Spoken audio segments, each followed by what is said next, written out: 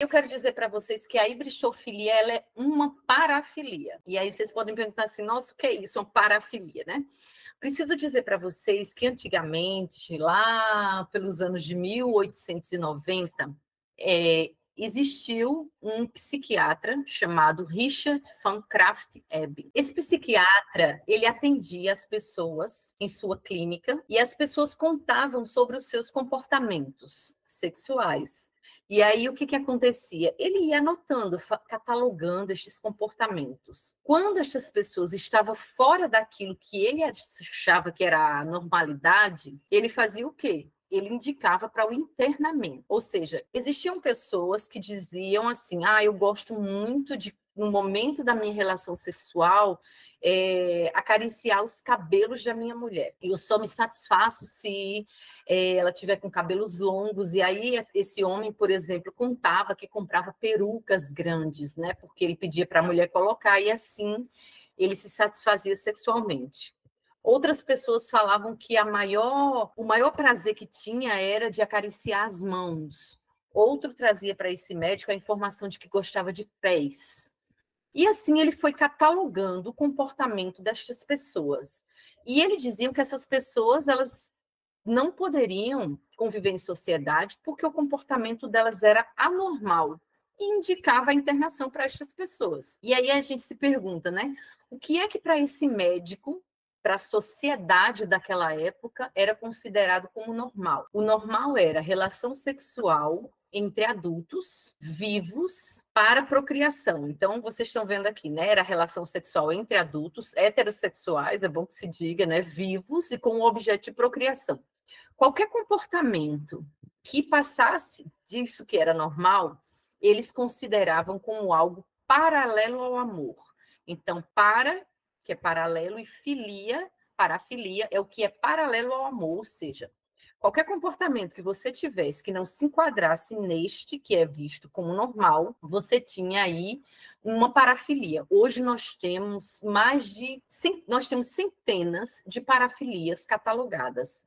Porque quando alguém sente prazer por pés, quando alguém gosta de bater, quando alguém gosta de apanhar, quando alguém gosta de nariz, quando alguém gosta de qualquer coisa que está fora disso, então se está catalogado dentro de uma parafilia. Então, imaginem vocês, nós temos aqui 93 pessoas, cada uma dessas pessoas, na sua intimidade, dentro de 4 paredes, com o seu parceiro, gosta de fazer algo que talvez não esteja dentro disso que é normal. E aí, não necessariamente vai ter uma parafilia, ou não que ter uma parafilia seja algo mal.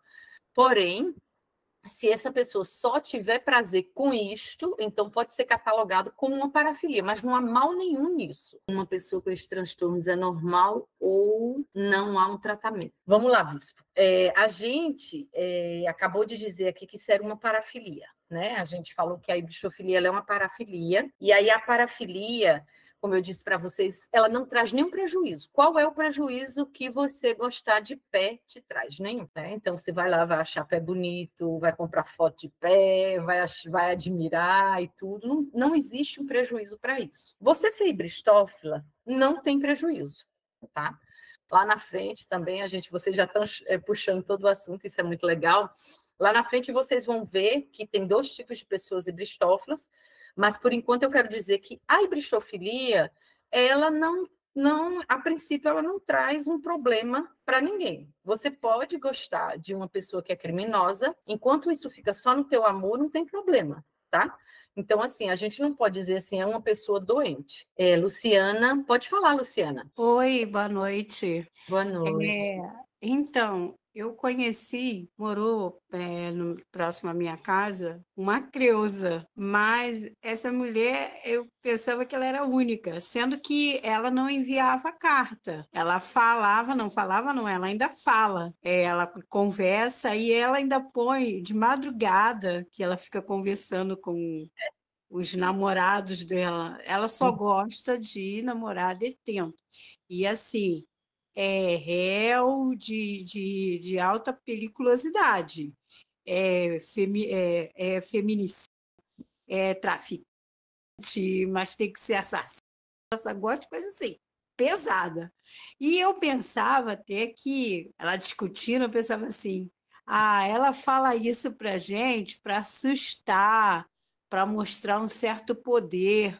Mas, na verdade, não era, porque quando era de madrugada, aí ela ainda pega assim, agora ela se mudou, né?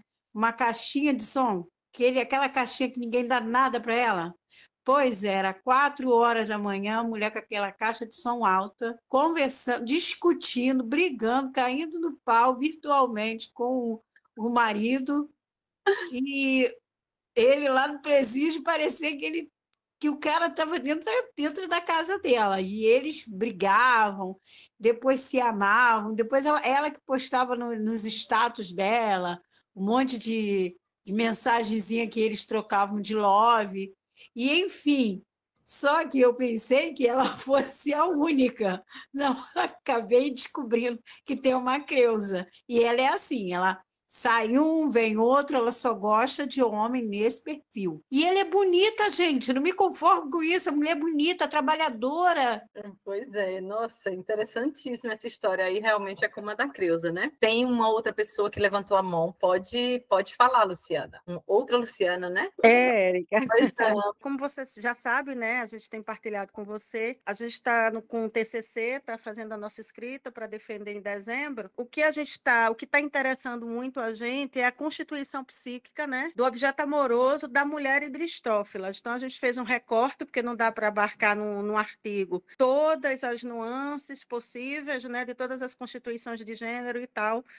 Então, a gente pegou a mulher heteronormativa para poder fazer situar um pouco. Aí era isso que eu ia lhe perguntar. Se no caso da juíza, a questão da toga, né, a questão do poder ou ali institucionalizado, ou realmente é uma coisa que está solta disso e é pura adrenalina. Veja só, a Luciana trouxe para a gente um caso, uma pergunta aí referente ao caso de uma juíza. É uma juíza que ela era responsável pela área de presídios da execução penal. Então, eu vou explicar para quem não é da área de direito, quem está em psicologia por aí, é o seguinte: quando as pessoas, por exemplo, aqui na Paraíba a gente tem 12 varas, primeira vara criminal, segunda, terceira, até a 12ª, e nós temos 2 tribunal do júri. Dali, as pessoas que são condenadas, e somente estas, elas vão para uma vara chamada vara da execução penal, onde vai ser regularizado o cumprimento da pena. E aí tem que ter um juiz e um promotor que tome conta da vida destas pessoas durante o cumprimento da pena. Então, estes juízes, eles geralmente acontece de irem nos presídios, e aí eles fazem essa questão de chamada nominal, assim, ordem alfabética, né? Até para eles não dizer, atendeu fulano, não atendeu cicrano. Então, eles pegam de A a Z e vão atendendo às vezes que eles vão lá. E aí esse caso é de uma juíza que chamou um rapaz para atender, e desde a primeira vez que ela se apaixonou por ele.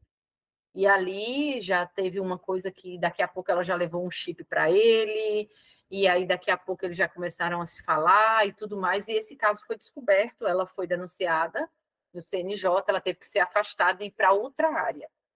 E aí a Luciana está colocando para a gente aqui a pergunta: será que ela se utilizou da questão institucional para ter esse relacionamento? Eu diria que foi mais fácil para ela, né? Mas se ela fosse uma carcereira, ela teria feito; se ela fosse uma assistente social, ela teria feito; se ela fosse a pessoa que limpa o presídio e ela fosse hibristófila, ela teria feito. Então, assim, ela é uma mulher hibristófila, a juíza. Digamos que a questão institucional deu para ela uma possibilidade maior, porque se ela fosse uma pessoa que se ocupava da limpeza do presídio, ela ia se relacionar com os presos, mas ia ser muito, muito mais difícil, né? Como nós temos casos de guariteiro. O guariteiro, ele passava de manhã e deixava uma cartinha, ela já tinha uma cartinha pronta para ele também, e aí era difícil, porque tinha que ser ali rapidinho e tudo, enquanto a juíza pedia para esvaziar a sala, que ela ia conversar com o preso, ficava sozinha com ele, e ali ela tinha muito mais tempo e muito mais facilidade.